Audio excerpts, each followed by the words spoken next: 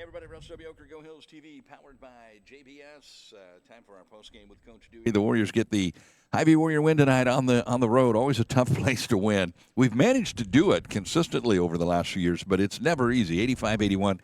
There's just no quit in that Cougar team. There never is. I mean, it started to give me flashbacks from last year. I mean, we feel like the last 4 minutes of the game, 3 minutes of the game, we're right there. We're ready to pull away and end it, and then all of a sudden threes just start spraying out of nowhere. And we weren't playing bad defense, in my opinion. We played some really good defense. We were rotating well. And there were hands in the face when they were making them, and they just, like you said, it's a hard place to play, and they make them late.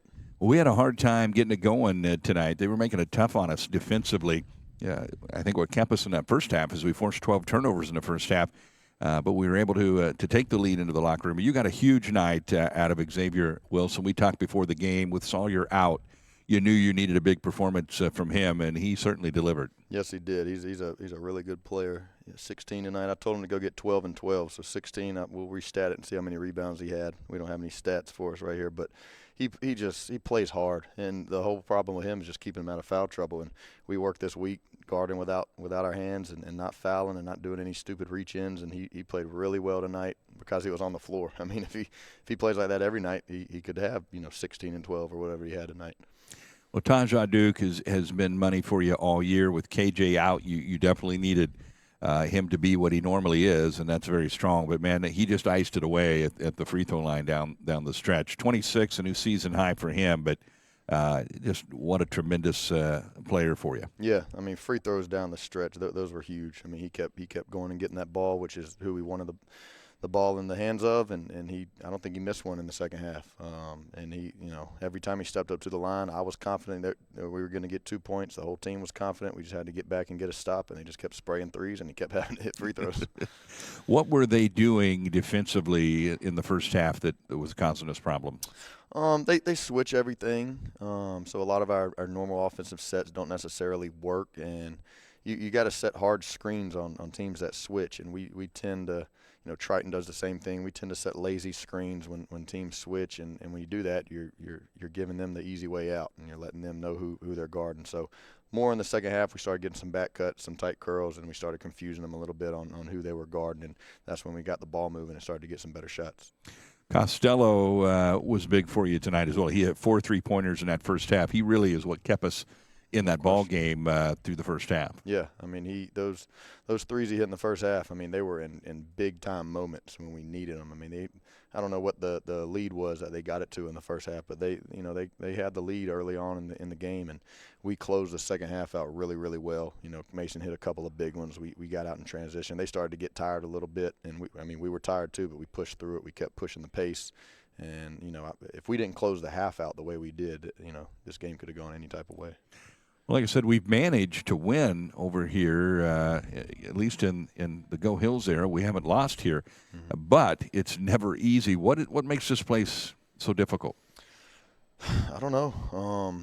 I mean, any road game, I've told the guys all week, any road game in January and February, it doesn't matter who you're playing. It doesn't matter if you're at Duke in Cameron Indoor Stadium or if you're at Highland. I mean, every road game in January, February is difficult, and they're hard to win. And you gotta stay resilient. You gotta stay tough. You gotta continue to do the things that you work on every day. And they're good at home. I mean, we didn't get a chance to play them at our place last year. Hopefully, we'll have a chance this year. But they just made shots when they needed. I mean, those couple of 3 or 4 threes they hit in the last 2-3 minutes. I mean, we were guarding and they were swinging that ball. I mean, they hit one in the corner with 1 second on the clock left.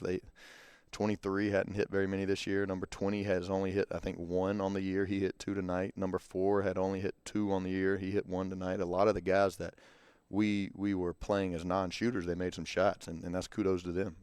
College basketball players, they can make shots no matter what the percentages say.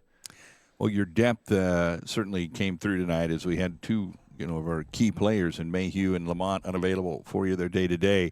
And you look at the score line, Javian Martin, just the 1 point, but you really needed him tonight too, and he gave you good minutes. Yeah, I mean, Javian, like I told you before, every time we need him, he steps up in a big way. He's a good player. He pushed the ball. He got some good dump-offs to some of our big guys. He guarded like he always does. He's always ready to step up in key moments.